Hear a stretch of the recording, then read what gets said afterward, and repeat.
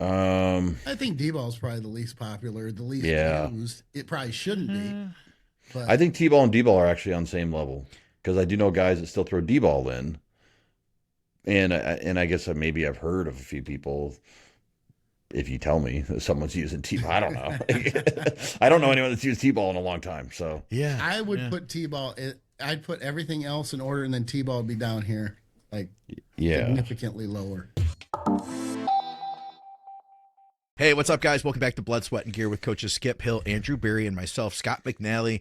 All of our programming is brought to you by you, the people of Patreon. Thank you for your support. And we're brought to you by supplementsource.ca for Canadians. They have great deals that change week to week, and truenutrition.com. Get the Team Skip blend over there. Get your protein powder, your creatine, your intra, all that stuff. Use code THINK to get savings. Guys, we're going to jump straight into listener questions. I promised everybody a physique critique last week, but we didn't do one, so we're going to make sure we nail that today. We did get through all our Patreon questions last time, though, so I do feel good about that. And this is just going to be like a cleanup episode, so we're going to just try to tackle as many as we can. If I were to use the word rapid fire, I know that the first question would take 25 minutes to get through, so I'm not even going to try. We're just going to do what we Am I the only one can. who thinks it's weird that we're wearing the same clothes? How did we do that? I know I put the same sweatshirt back on and the same hat, but you guys did too. That's so weird. As when? And Scott's like, shut up. As when? We have the same clothes. It's the last show. That's the joke. Oh, I get it. I get You it. get it now, yeah. I do. All right. Kind of just a follow-up from something you said, Skip. Why is he mixing test sip with test probe? Maybe the feeling of testosterone hitting the bloodstream faster and then the black background sip building up? Oh, they're asking why I combine the two. Yep. I'm not a big fan of long esters. I think I'm going to hold less water, using kind of cutting it in half. So let's just say 1,400 milligram. So 7, if you split it in half, fast math, 700 pro, 700. The other part is it's more voluminous, and I have narrow shoulders, so I like to put my shots in my shoulders and bilaterally. So let's just say I'm taking 4 mil, arbitrary number, on a Wednesday. I go 2 mil, 2 mil. Everything's even. I look symmetrical. I don't have one side that's more sore than the other, and helps to cap out my delts more. That's not the main reason. The main reason is I like shorter esters. If for some reason I want to adjust my dose, I can just adjust it relatively quickly. If I want to increase it, I can adjust it relatively quickly. Sometimes, not always, as I get closer to the show, I'll pull the sip down and increase the probe. Yep. More shorter acting, and more volume closer to the show. Man, I always want less volume, but that's me not wanting to take shots anymore. I'm like, oh, Well, you have God. better delts than I do, so there's that. All right. What else do we have here? Like I said, we're going to just dive into a bunch of them. Somebody was You asking think that about would take 25 half-lives. minutes for me to answer that? Wow, Scott, thanks a lot. Well, you never know. Appreciate Somebody the was- support there. Somebody was asking about Tren Hex. Where was that Tren Hex question? Somebody said, I've heard a protocol of using Tren Hex once every 10 days. I've never in my life used Tren Hex. Personally, I've never used Tren Hated Hex it. with a client either. What's that from? Hated it. I don't know. Somebody will What's that get from? it. Somebody I will know get the it. reference. What is it? In Living Color. Oh, Or yeah. Living Color. Yeah. It was one or the other. They had to change the name for some reason. Did they? Yeah. 2 snaps up. It was the 2 gay guys. I remember the them. bald black dude with the little hat on. Yeah. Yep. Little tied up shirts and stuff. Yep. Yeah. We're old. Not if I know, right? Not very many people get it, but some old head will. Hex and Enanthate. If you sent it to me for free and I knew it was legit, I'd throw it in the trash. I'm not using it. It makes me feel like garbage. It makes me feel like Really? I'm good for 5, 6, 7 weeks, and once you get over that 8-week mark, it's a very not good. Both of them might as well be the same. And what was parabolin back in the day? it was similar to Hex, but it That's wasn't. what I thought too. It's not carbon for carbon. Okay, all right, Yeah. because I never had a problem with Parabol. I didn't use it a lot, but I used it enough, and it's not. So Hex and I remember I stumbled on, I don't know if we were talking about it or someone else was talking about it, about parabolin or referring to parabolin. And someone had an issue, was like, it is absolutely not parabolin. It's a 1 carbon difference, and you're an idiot for suggesting you were taking parabolin. That hasn't been around for, it's, one of those people that's like, Yeah. semantics. It's like, okay, dude, it's a long ester trenbolone base. Okay. Like, but yeah, no, I have 5 or 6 bottles of it sitting somewhere that someone gave me. And I think I tried it for like a week, and I'm like, why don't I just use Tren E or Tren A if I wanted to, Huh. You guys like Trenny? No, I don't personally. I prefer Ace. That's how I am. It's like if it works so well, and if I have any problems with it, let's say I have some type of fatigue that it's not, that I think is related to it, I can drop the dose back, and I don't have to wait very long to do it. Every now and then you get the client that's like, you write Tren Ace and they're like, can I use Tren E? I just really prefer Tren E. And I'm like, go for it. I'm not going to argue with you. All right. What about this one? Got a round question. How do you judge when a deload is needed, and how would you determine if it's a case of needing to drop volume, load, or extra rest days? And how long would you run this deload for? Okay, how do you determine? I would say scale, or numbers in the gym are just going backwards. For one thing, you're starting to get tendonitis. You're starting to feel very achy. You're waking up in the morning feeling like you didn't even sleep, or you're having issues sleeping. What I forget? Those are good. Yeah. Okay. Maybe your excitement to train. Like, you used to love training. Sure. Now you really don't even care about being there anymore. Even pump, you may be depleted if you're in a cut cycle. But let me go the other way. I don't have a lot of clients who do that, get to that point, because I call those reactive deloads. I want proactive deloads. And that is typically, not always, but it's 6 weeks blast and 1 cruise. And sometimes people fight me, they're like, oh, I feel like $1 million. That's not the point. You feel like $1 million now, but in 2 weeks you may not. Then you're taking a reactive deload, and sometimes the reactive deloads, you don't maximize your recovery for that week because you're already in a hole, right? Yeah, it's like train your ass off for 6 weeks in a row. If you don't need a day or a week off to help recover, you can't benefit from it. Maybe not need, but you can't benefit from it. Then are you arguably training hard enough? That's my question to my clients. There are outliers, don't get me wrong. If you're going to go on vacation at 8 weeks, okay, we can play with that time a little bit and flex it. But get into changing your deloads based on travel and you get injured in that 7th week, or you start creating like an itis issue or a painful elbow, then I'm going to be questioning it. You may not as a client, but I'm going to be questioning whether you should have done it proactively. 99 out of 100 times, you will come back stronger and feeling like $1 million after a proactive deload. Reactive, it's like, okay, I feel a little better, but I might still be beaten up. Yeah, I like just that. my take, my approach. How do you guys structure a deload? I'm a fan of not going to the gym. Okay, then that would be that's more like a reactive one. So you're going like, okay, there are aches and pains and everything else. I'm totally on board with that. Yeah, well, like let's just say things are going great, and then all of a sudden they're not. And particularly, this not always, but majority of the time happens with people once they get done a contest prep. They feel great once food's reintroduced for a few weeks, but then eventually it catches up to them, and they're like, hey, like my joints are hurting all of a sudden, or now I'm having trouble sleeping, where I was sleeping great after the contest for 2, 3, 4 weeks, however long it might be. Those are the markers for me. I'm like, okay, great. I was waiting for this. You're not going to go to the gym for this whole next week.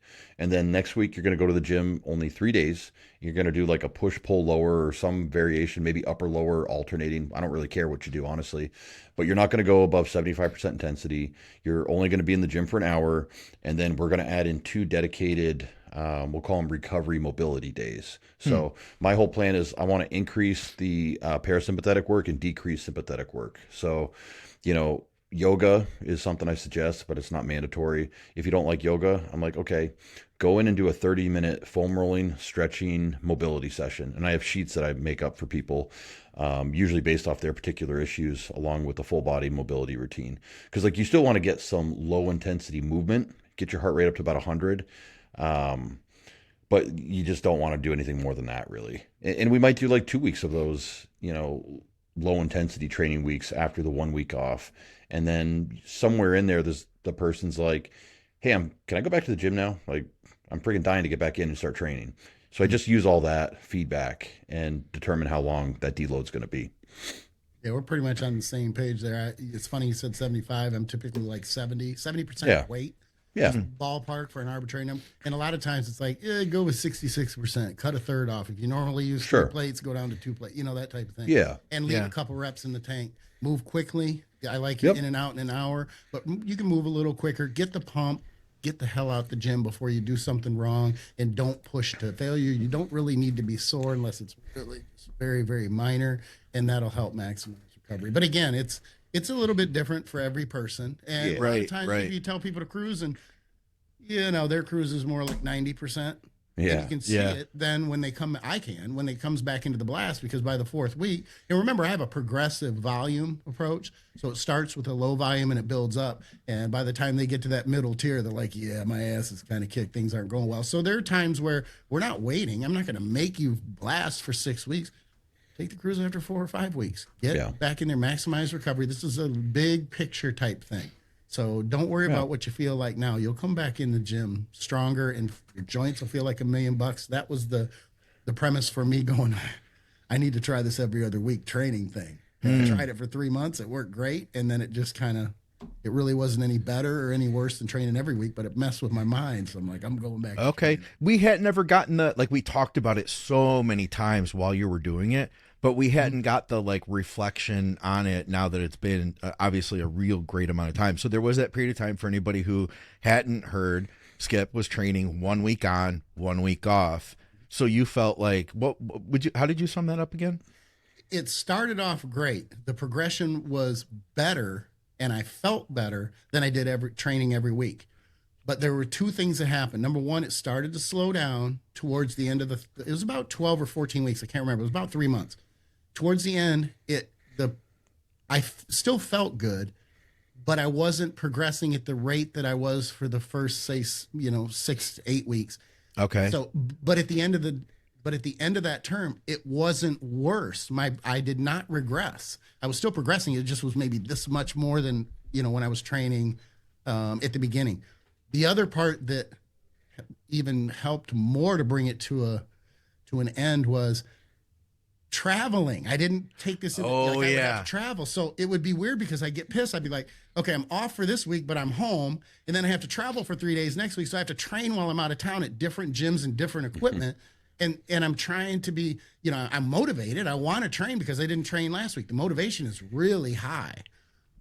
But it was like, why can't it just work where I'm at home and then I'm gone when I'm supposed to be off for a week? So that got kind of frustrating. It just got to the point where I'm like, okay, it's not so much better doing it every other week, and it was messing with my head. And I was coming into a prep. I wasn't going to, I had another month before I came into a prep, so I wasn't going to train every other week in a prep. Mm-hmm. Yeah. But it did work. Right. It worked very well. How about this one for the next show? Thoughts on adding Anavar or Turinabol into the cycle?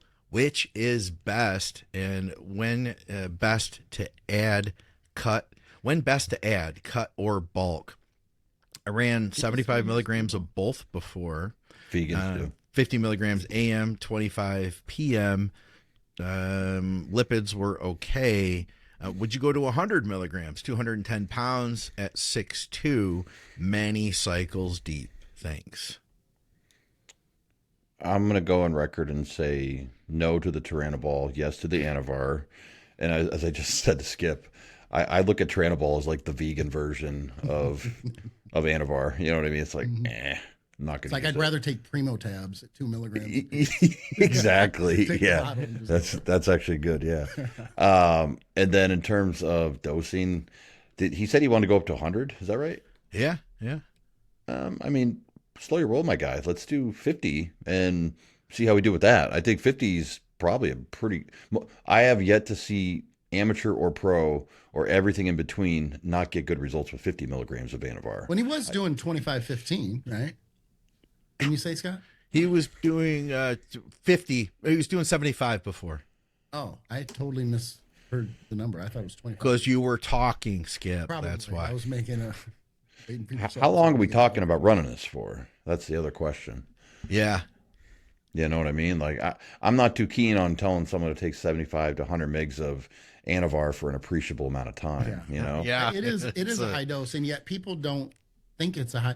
I think a lot of people look at Anavar like it's a relatively innocuous. It's not Because bad. girls take it. Oh, we'll just run, run 100 milligrams like that's, and I'm like, that's a lot of Anavar. Like, Is it because girls take it? Like, maybe. I don't you know. know, I don't know either. I'm just trying to guess why.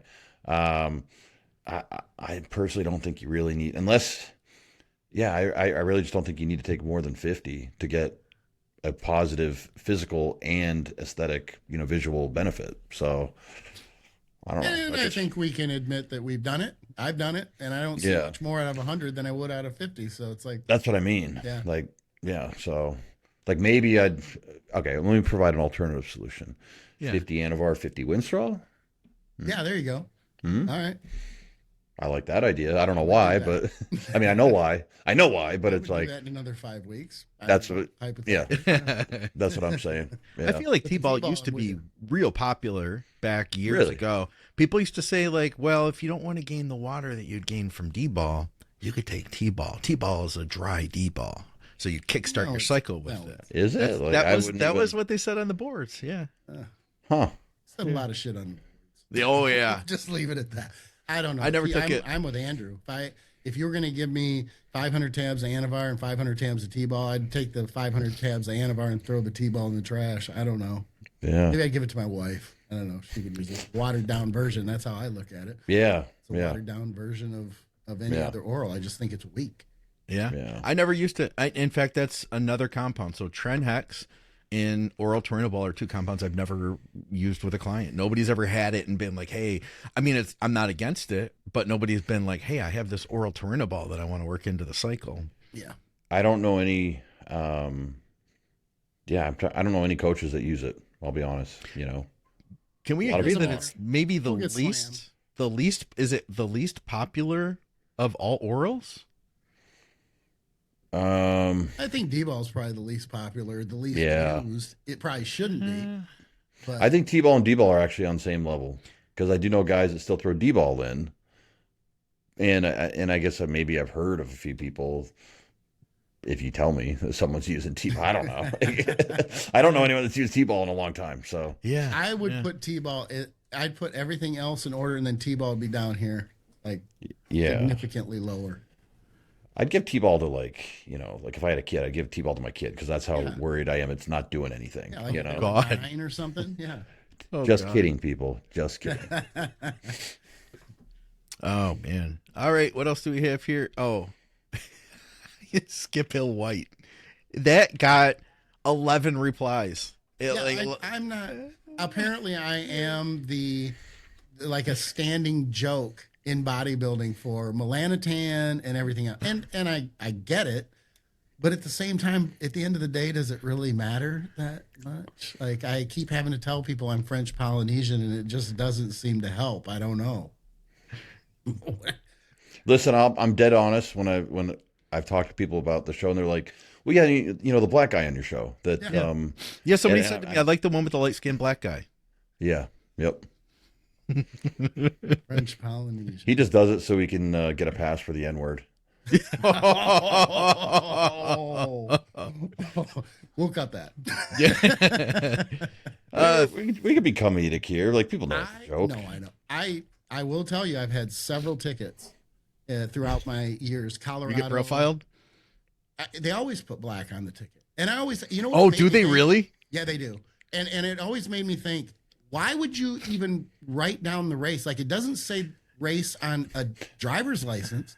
So is it your best guess? Like, what do you look like? Like, I don't know. I It's think a because police always have to like identify to the description. most characteristics they can. Like, let's say all of a sudden you turned violent, white guy, red cap, Yeah. like, so they can, if something happened there on radio, he ran east, you know what I mean? Yeah. Black guy, white headphones, But when they walk up and they give you the ticket, everything is done.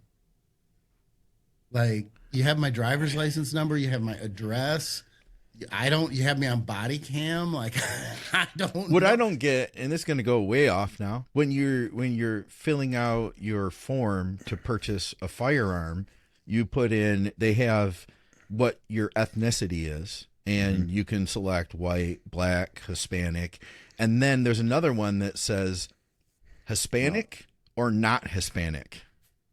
It's a completely separate question. Yeah. Yeah. Wait, what? I'm like, I'll tell you afterwards. Yeah. But yeah. Here's what I would do, Skip. If you got a ticket and someone wrote down black on the ticket, I'd stop taking Melanotan for like 3 months, and then I'd go and contest the ticket. Be like, Say it wasn't it's me. obviously not me. Like, I'm a white reporting guy. purposes. Then I'm going to have to show them my driver's license. They're going to go, yeah, it's you. It's definitely. Yeah. Did you? Because I had an obnoxious yellow truck, diesel F-250, and pretty much everybody knew that was me driving the truck. So, Yeah. Here's a conversation I never thought we'd be having. Guys, let's talk about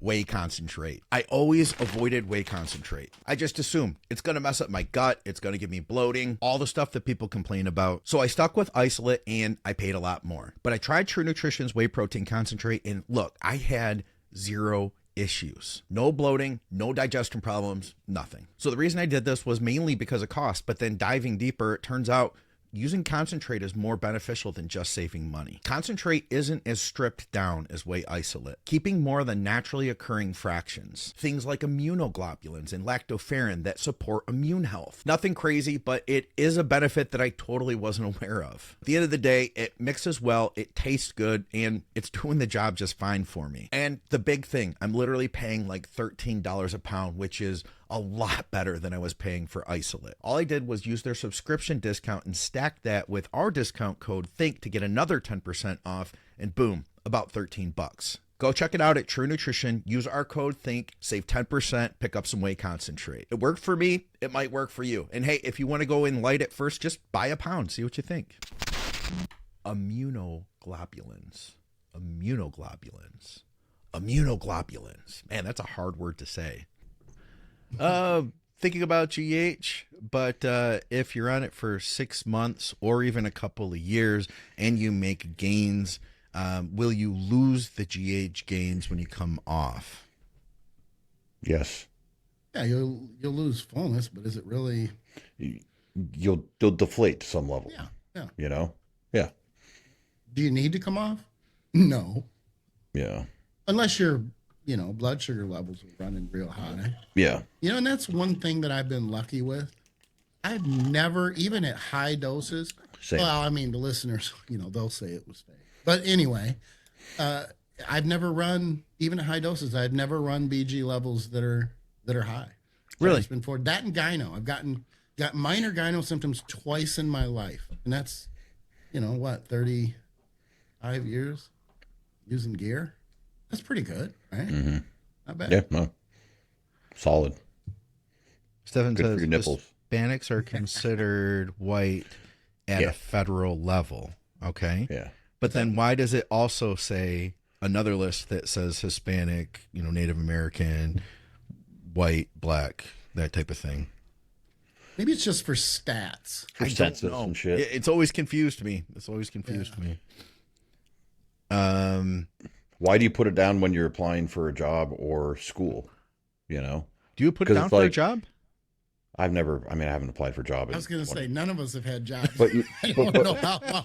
but We're just all over right. here guessing. Well, how about this? Okay, so this is in a perfect world for anything federal or whatever. I feel like if you're applying for a job or you're applying to get into an educational institution or you're applying for a loan, why are you clicking? Why is it asking about your race or your gender? Like, shouldn't just the numbers of your credit score or your testing scores, shouldn't that be the only thing that matters in a perfectly fair world? We're going to take X percentage of the best numbers, and those are going to go to the school, get into the school. Those are going to get the job. Those are going to get whatever. Versus the answer is, trying to meet quotas. It's got to be.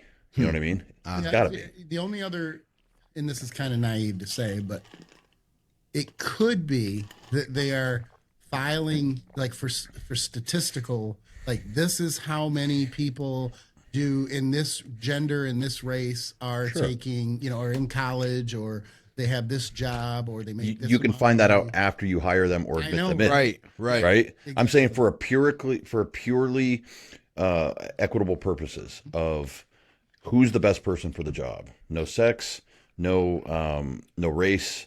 Maybe take the age off unless it's a job that requires like police officers. You can't be 65 years old and applying to be, but like take all those metrics that really don't matter. If you want the best and the brightest, use those. And then afterwards, okay, do your census once you got people on the job. Yeah. When you don't have people in front of you and all you have is a stack of applications, tell me that information doesn't feed into decision making. Give me a break. Of course. Yeah. Oh, I don't think we ever talked about this before. I haven't had a cavity since I have been eating clean. Do you guys think that bodybuilders have good teeth from the lack of refined sugars in the diet? 2 cavities in my life. Didn't go to the dentist for 20 years. Went back, and they were like, "You haven't been to the dentist in 20 years?" I'm like, "No kidding, I haven't." You know why I didn't go? What? Because I was chewing tobacco, and I thought maybe they would. You know what I mean? I was kind of scared of going. Oh, they're like, and I told them that, and they were like, "Your teeth are really like we can't." Even I heard believe that you haven't been to the dentist. I heard that totally differently. You were like, I had 2 cavities in my life. Then I didn't go to the dentist for 20 years. I went back and I was waiting to hear. Yeah, no. And they told me, "Oh, you have a tiny little." I'm like, "It's good. If I've had it for that long, I think I'm good." And it has never progressed.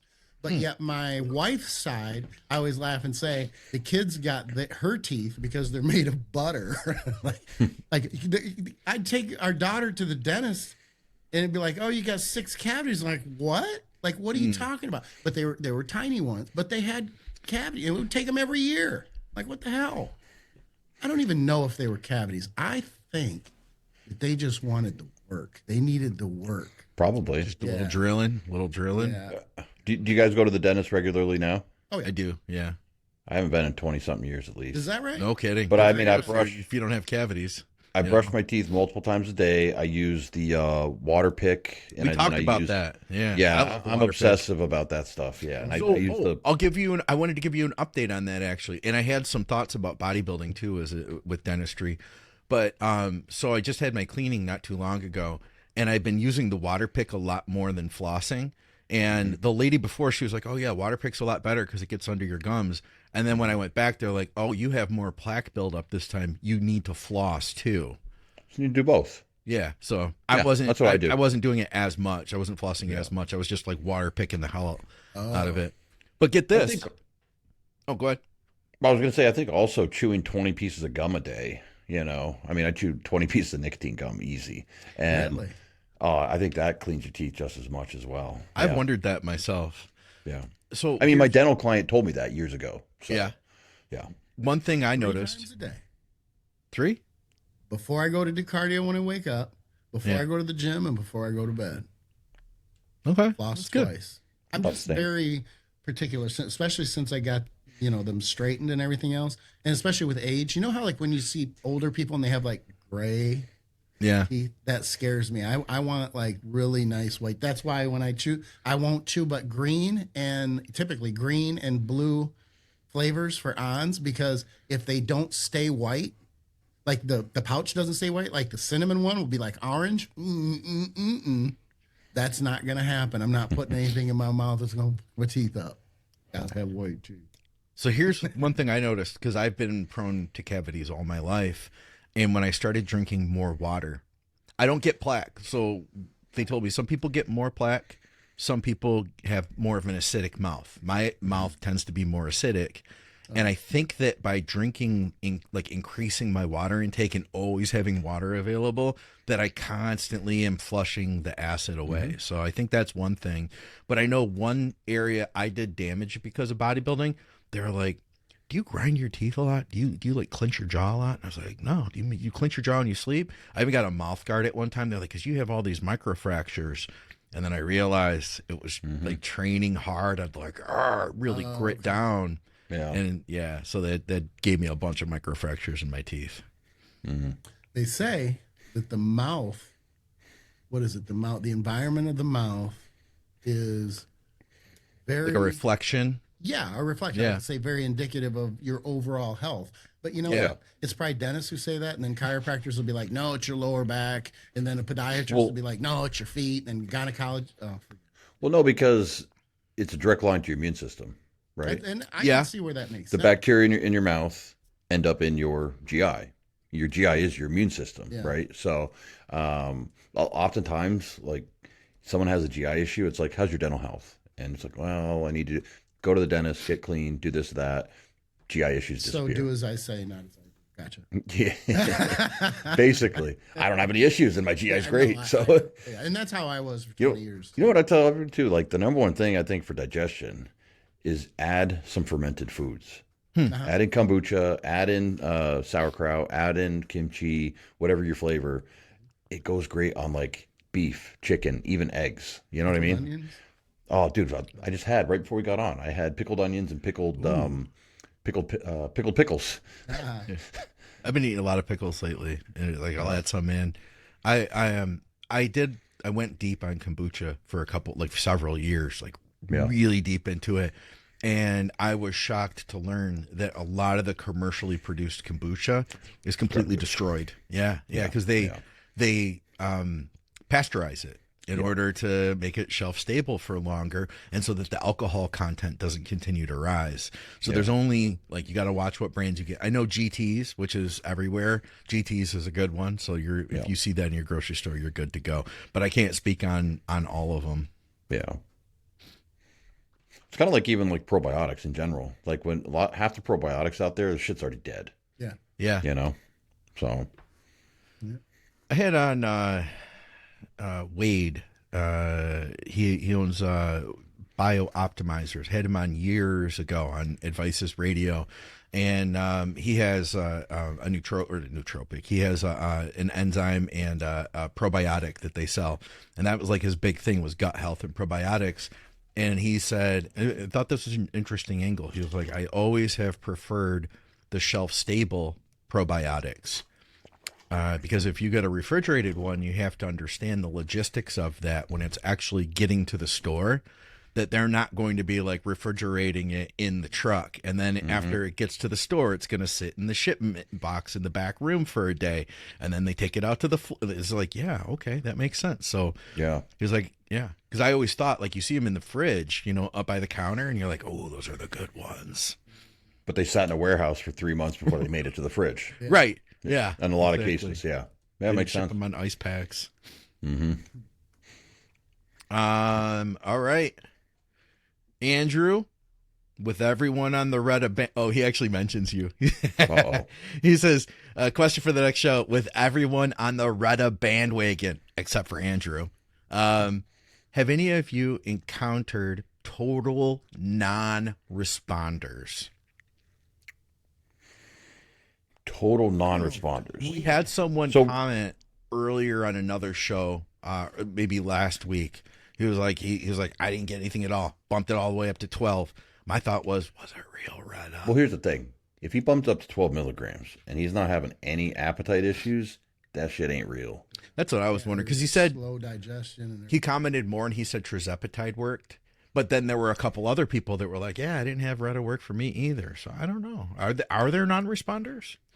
I don't think so, because we all have GLP, GIP, and glucagon receptors. So yeah, I would say the efficacy or the quality of the product was the issue.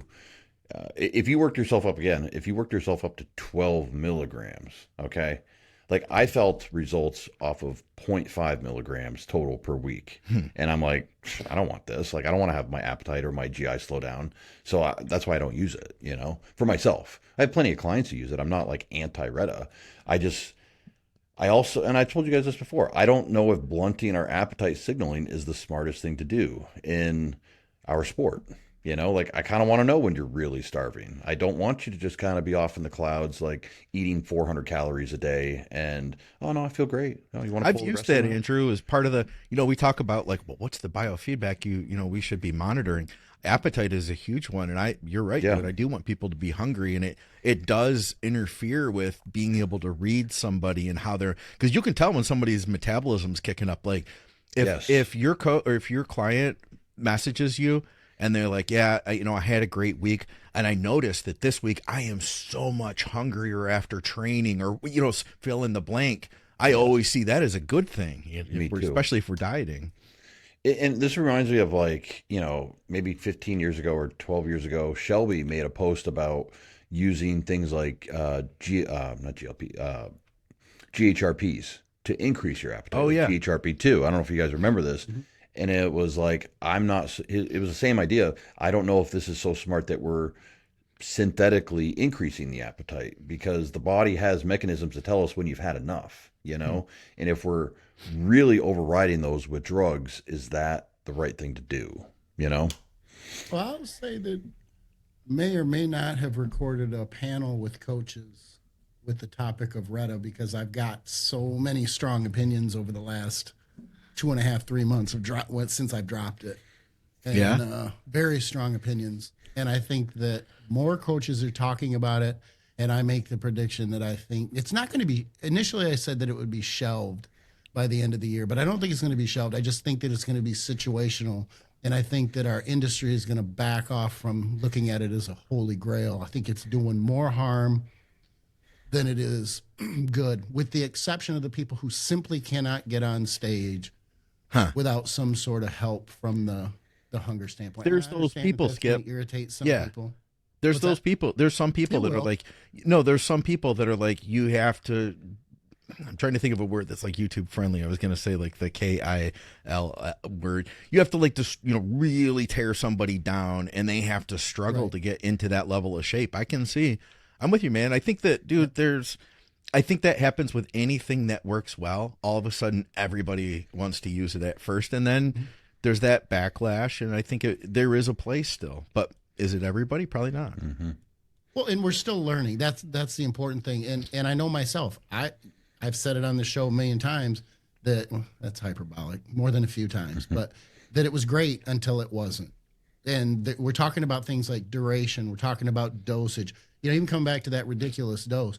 I even wonder sometimes, because I have maybe 3 clients at any given time who are above 4 milligram, and the ROI just isn't even there. Mm-hmm. Like, they don't notice.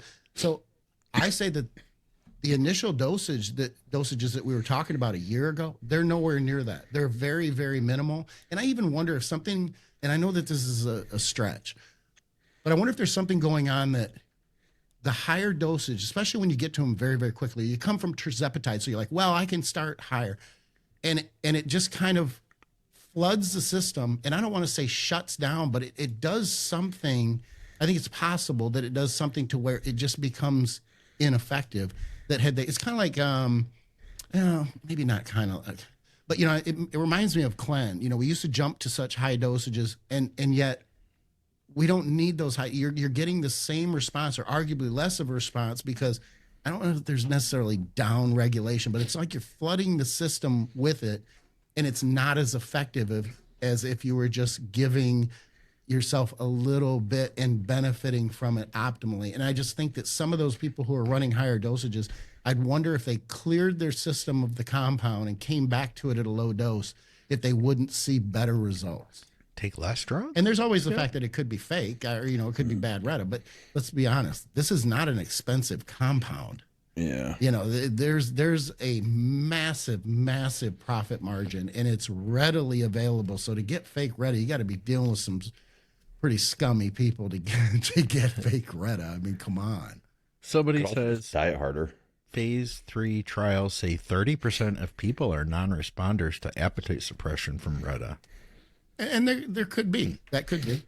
I just know, based on my clients, I'd say that I probably have I 3, maybe 4 who are over 4 milligram, or anywhere near 4 milligram for that matter. And the ROI, they just don't respond very well at all. It's the lower dosing, arguably the 1 milligram to 2 milligram area, where 90% of people respond the best to that type of dosing. In our demographic. Yeah. And that's what we were focused on the show. Not the average person, not the person who can get lean, not the people who can't do prep without it, just what it does to the physique over time. And I wanted to see if other coaches agreed with me. And I did not stack the panel. I wanted different opinions because I didn't want it to be, oh, we're so smart. Yeah, everybody thinks the same way type of thing. there's a lot to unwrap there, and I think there's going to be a lot more discussion on this topic throughout the year. One of my friends, he's a coach, good coach. He did. He wanted to kind of mirror some of the trials. He worked himself up to 8 milligrams a week, and he lost 30 pounds in like 4 weeks. Wow. So yeah. But was it like a good look? He's not a competitor. He's a really good coach. He's never competed. Okay. But he does excellent work. He's one of the rare few that I would say is a great coach without having the experience of prepping himself. That guy may have been on the panel. Yeah. Oh, it might have been. Yeah. I'll ask you when we get Yeah. off, but I have a feeling that he was Yeah, probably. for that reason. Yeah. All right. Do we have anything else here? Oh, we had a physique critique. That's right. Let me pull that up. See if I can find It has that taken over me here. a show and a half to figure out what your sweatshirt says, Scott. Oh, Hard AF, right? I Hard thought it AF. was just an entire acronym. What's the third letter? Iron Someone mentioned Silent my Gym, shirt. And it just Texas. hit me. Southern Nutrition. Yeah, you're looking very green. You're looking very March. It's a new supplement shop that opened up in my neighborhood, and Okay. my sponsor was out of my protein powder, so I had to go somewhere else to buy a protein powder for the first time in like 20 years. Yeah. And And you didn't buy Team Skip protein. Wow. well, dude, like Wow. I literally needed it that day. Like, Fair enough. so I don't think Yeah. they can Amazon Prime it like overnight or even. Actually, they were right up until about 9 months ago. Yeah. Yeah, but then I couldn't even use your code anyway. Yeah, So true. Yeah. no, so they gave me a shirt, so Good deal. I am wearing it. All right. So here's what he says. Jonathan says, I'm working up to 225 pounds, and then I'd like to pick a show. Please let me know. Personally, he says, what does he need to bring up, basically? He just thinks that he needs more overall. He's like, I just need more overall muscle. He's on 588 grams of carbs, 288 grams of protein, yep, and 80 grams of fat. I wanted to read all of that before I actually pulled it up. Gotcha. All right. I didn't know if you thought you'd already put it up and we're like, Oh, yeah. because I've done that Is he myself. cutting yet, or that's where he's at now before he's I think he's building. Working up to 225, he says. Yeah. Let's see if I can blow that up some more. Can't go up. There we go. But I don't think I can. There we go. I actually can. Let me see what pretty else. lean we for have that amount here. of calories. I expected him to be maybe a little chunky at that. Do you guys like to put a number for where you're going to cap something? Like he said, he wants to work up to 225 before cutting down or changing direction. And he's where now? I don't know. Say I'm just saying in practice, like, Yeah, but that's why I asked, because I don't know if he's close to 200 that. now.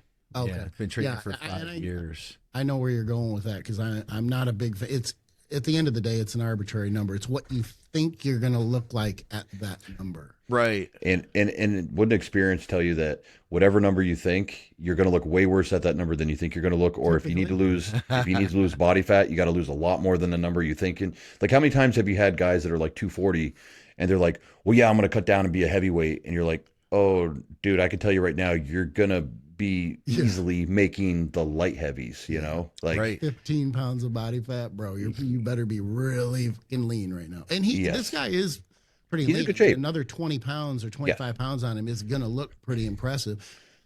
His caloric intake, the first thing that comes to mind is his caloric intake already. He better be ripping through that food, because to put on another 20, 25 pounds at his current caloric intake, that's going to be a lot of food, bruh. is he natural or is he assisted? No, he said he's using, I think he said he was using, 400 test and 100 EQ. Okay. So I'm going to be brutally honest, because is he Ate taller? into that. He looks like he's taller. He does look Is like he he is. 6'1" or so? It's going to take longer than you think it's going to take to be the musculature that you think that 225 is going to give you. You know what I mean? Like, Yeah. like it's just, except it's probably going to take longer, especially at the doses that you're taking and the fact that you're already eating a good amount of food. It's Yeah. not just like Like, how many times, you know how many times I heard over my career, man, if you could just put on 10 more pounds, like you'd be nasty. Well, yeah, people started telling me that when I was 220. Okay. And then I was still hearing it when I was 250. All right. No kidding. In stage condition. If you could just fill out a little more and put on 10 more pounds, you'd be nasty up there. It's like, oh, let me flip the switch and put on the 10 pounds. Like, I haven't been trying to actively put on. I'll try that this year. I'm going to actually try to grow this year. You know, I keep getting heavier by accident and getting more muscular, but this year I'm actually going to try, you know, and I just say that being a taller guy myself, that it's going to take longer to fill everything out to the dimensions that you're going to want to have. You know what I mean? Not to be like a downer, but just to give real facts, you know? How long has he been training? I think he said 5. I think he said 5 years. Okay. Did he give any idea or impression as far as how much he's put on, say, in the last year? I think he said but he said he's 200, I believe, right now.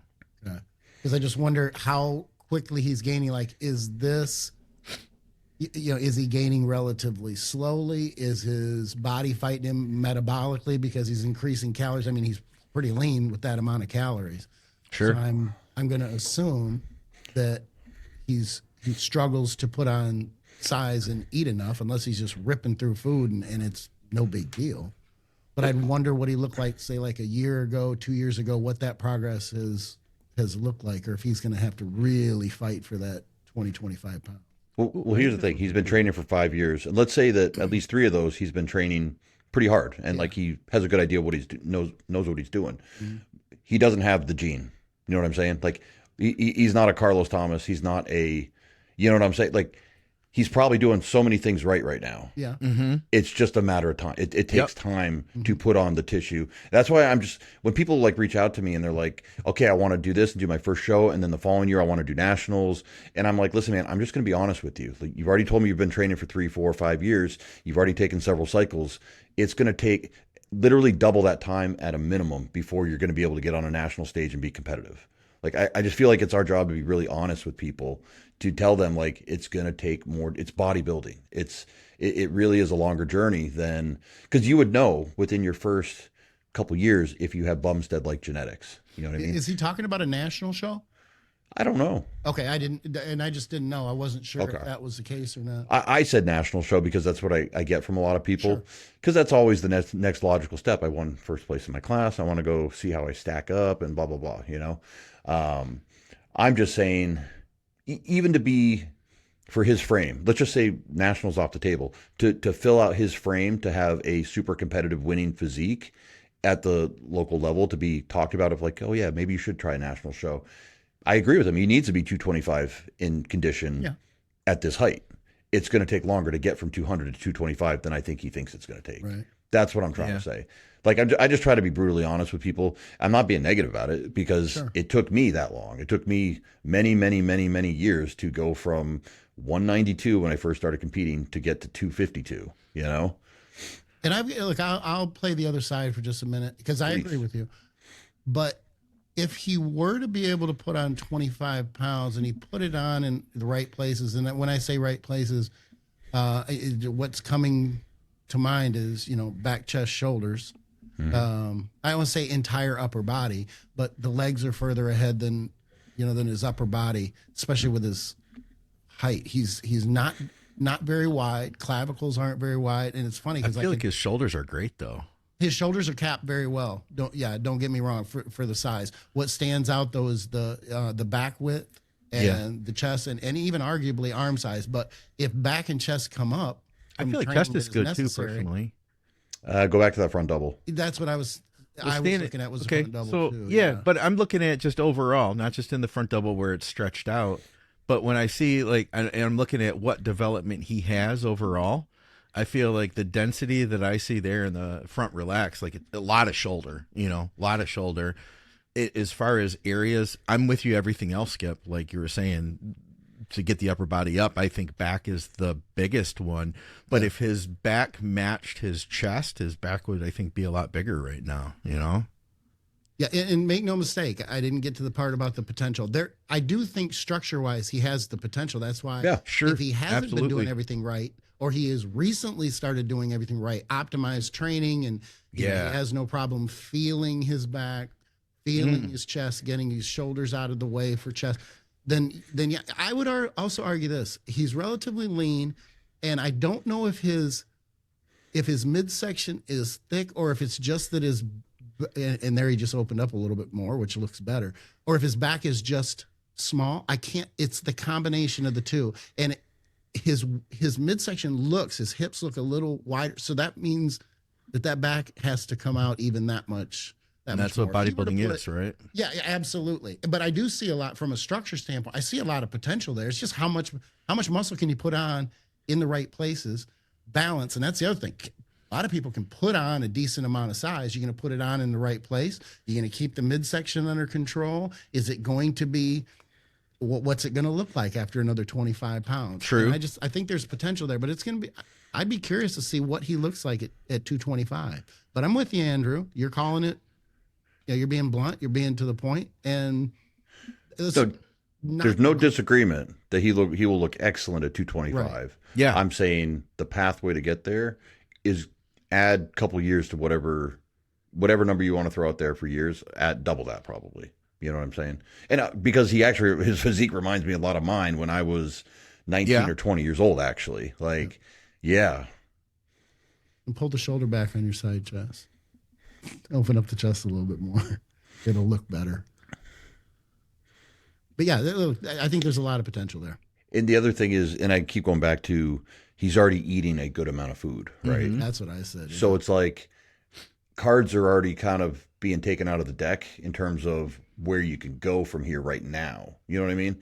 Like if he was like, I'm on a 2,000 calorie diet, I'm gaining a pound a week. I'm like, oh, we got a runway of options to go with you. Like wait till we get your food up to 6,000 calories down the road, But if he's already eating, like a big boy, and it's going slow, because that was me. I'm just saying it from experience. Mm-hmm. Sure.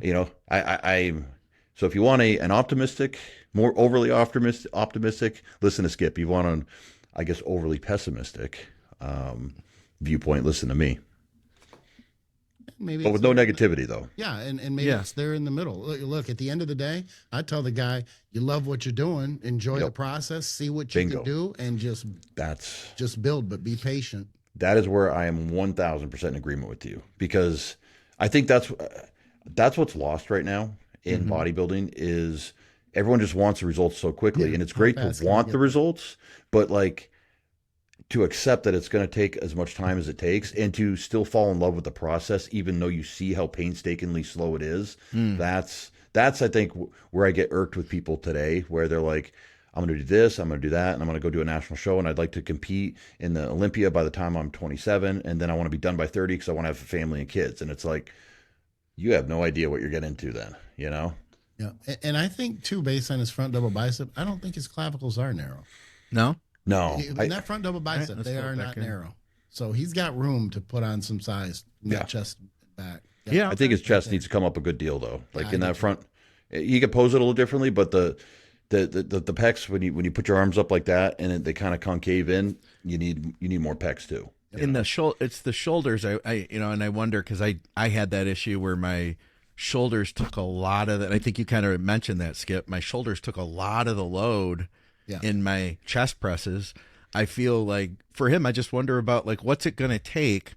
If I were looking at like, what are some things I could give you to focus on? It's what's it going to take to bring up your chest? What have you been doing so far to get where you're at? And what do you need to do differently now to take that to the next level? And then what do you need to do differently with your back?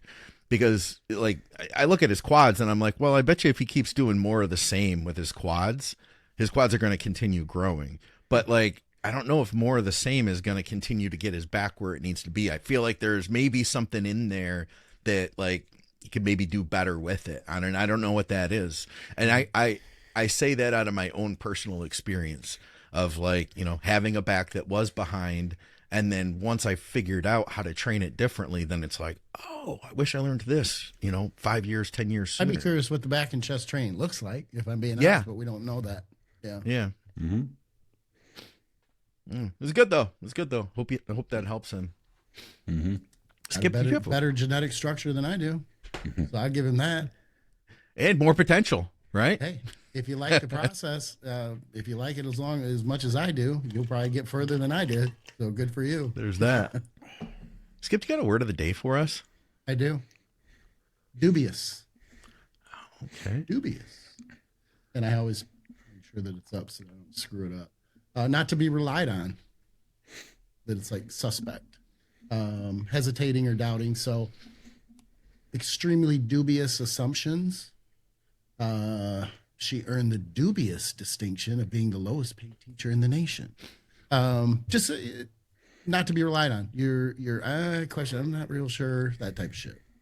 Would you say that oral Turinabol is the most dubious oral? Yeah, I think you could get away with that. Yeah, or it would be dubious of me to imply that T-ball is the greatest. I don't mean to be dubious. T-ball is the greatest. Yeah, that'll work. All right.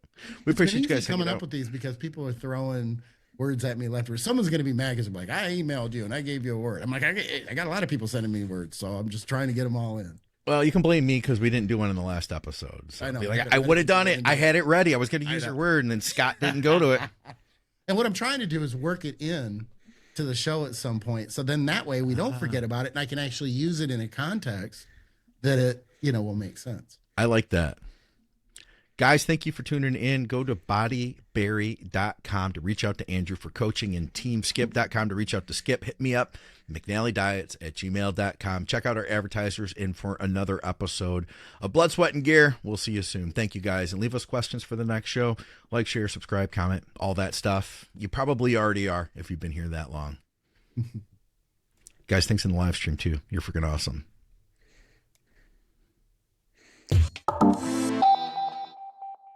For everybody in the live stream. We got 70 people in the live stream right now. Entertain them because I got to pee. All right. Dude, I didn't know we had a friggin' website. Yeah, I've had it forever, but I hadn't done anything with it. So I was like, well, you know what? Why don't I just put all of the podcast links there? That's cool. Instead of using a link tree, I just have it all set up there. And I'm planning on doing more. I'm working on getting finally, believe it or not, Andrew, after 11 years of coaching full time, I'm going to get a website. Ooh. I know. Don't hire the people that I hired to work on mine. Which one, dude? Dude, both sites. So the Rate My Coach one? Yep. This guy is almost to the point where I think he's a scammer, and he's like, I'm paying for him to learn how to make websites. I feel like it's been that slow. Oh, we started this. I remember I started working on this site December 25th. It was Christmas, and I thought I was going to build it myself using ChatGPT was teaching me and helping me. And then I'm like, you know what? I'm just going to pay a professional to do it. This guy, the song and dance, that he presented himself very well. I lost money too last year. To websites? Yeah, for having somebody build it. And then after I gave the guy, I think $1,200, and he didn't do anything. And then finally I got on him, man, and he was like, he was like kind of dodging me, and then he finally gets back to me, and he's like, "Hey, I can do it Thursday." He's like real random. I can do it Thursday, 1 o'clock. How's 1 o'clock or whatever, and or whatever it was, and I was like, "Okay, yeah, let's do it." And he was like, "Okay, well, before we do, in order to get the site up, I'm gonna need another $500." Dude, what was this guy's name? Seriously? We'll talk about it afterwards. I have to look it up because I've been dealing with a little bit of that, and my response to him now is like, well, I need your social security number so I can fill out the W-9 or the 1099 because I am going to write this off for my LLC, and I'm waiting for him to respond to that one because maybe he doesn't have one, Yeah. Skip. That's interesting. Same. That's the story I've been hearing with one of the team that's doing my personal website. Yeah, we're meeting and they're making progress, but it's just like, you guys told me this would be a 2-week process. It's been 2.5 months. Okay. And I have made some changes. Like I added another coach and I added some other things, but it's like, I have nothing right now that's working. Like, come on. I'm just gonna figure we'll just dive straight in. Dive in. Listener questions. Guys, if you want to throw some stuff up here in the live stream, there's 55 of you. If you ask us 55 questions right now, We wouldn't be able to get to all of them, to be honest. We'll get through to the first 5. Yeah, we promise you, we'll get 5. I think the guys over at Goldman Sachs, I think they look over here and they see my new desk and they're like, yeah, he's pretty important. He's moving up in the They're very jealous. Yeah, I wonder. I imagine that'd be funny if they do. Imagine, Andrew, if they actually do have conversations about Skip, because Skip thinks they do. Dude, I would be do doing about crazy them, so- shit. I would get like one of those sex dolls and like hang it from like the ceiling, and so these people are like, what the fuck are they doing? And start whipping it and shit, and Is like, it? We're recording, right? of course. Oh, yeah. See the comments coming in? Yeah. No, I don't have it pulled up. You know what? I can say it. It's because Say it. Obviously our walls are glass, right? Oh yeah. Okay, so there have been a couple times where I have said to my wife, I think, no, I can't say it. I can't. If it was just us, I would say it. Anyway. Do you have curtains, by the way? Like, can you close the whole house out? I if you do wanted to? have, yeah, we do have, like, draw. Can you see this? Yeah. Blinds. No, I mean, you Yeah. don't have to get them out, but yeah. No, I can pull them down, but Oh we never yeah, do. that's right. Okay. Yeah. And part of it is because of the size. It's so small that when the blinds are closed, they're drawn. Oh. Okay. You feel like you're in a Boxed like in a then. small bedroom. I mean, it Is- really is small. it- But with Is the other part of flex to show how high up you live in a nice apartment building? it's kind of like the flex in Colorado, where the higher elevation you live, you always said the elevation you lived. Yep. Because it was I know like that, a yep. status type Yep. thing. Yeah. Oh, we live at 9,000 feet in Colorado. Oh, Ooh, no way. they're doing real good. Yeah, they're pretty good. They're not in the city at 5,200. Exactly. Yeah. Man, 9,000 Exactly. feet. Santa Fe was at 6,000, and then the ski A basin. lot of people don't know that Albuquerque and Santa Fe are actually at a very high level. That's higher than Denver. Is it Really? okay? Denver's 5,280. Yeah, mile high. Wow. Then the ski basin, where everybody skis in Mm-hmm. Santa Fe, it's like a 30-minute drive up the mountain. That's 10,000 at the highest. We would snowmobile at Grand Lake, and that was 12,000. Let me tell you, you get your sled stuck, and you start digging it out. There was a time where I ripped off my helmet as fast as I could get off because I'm like, fuck my life. Like, there's not enough oxygen up here. Like, what the hell? Yeah. Damn. You'll find out quick. Even doing cardio, I would do cardio at home at 9,000 feet day and night. One time I squatted at the rec center because there was so much snow. I didn't want to go down the hill. I Yeah. thought I was going to fucking die. Like, my heart was just, and I'm like, oh my God. Oh, dude, It was- How First high thing- is Tahoe? I don't You know. guys- okay. I'm not sure. First thing when I got to Santa Fe, I found my place and all that, met the guy who had my apartment, and then I just started grabbing boxes, box after box into the house. And I was third box in, I was like, ooh. I was gonna say, tell me, you better have noticed it. People will go. I've had clients come out and they will get like sickness, Oh yeah. altitude sickness. Yeah. But and here's the difference between a professional athlete and an average person.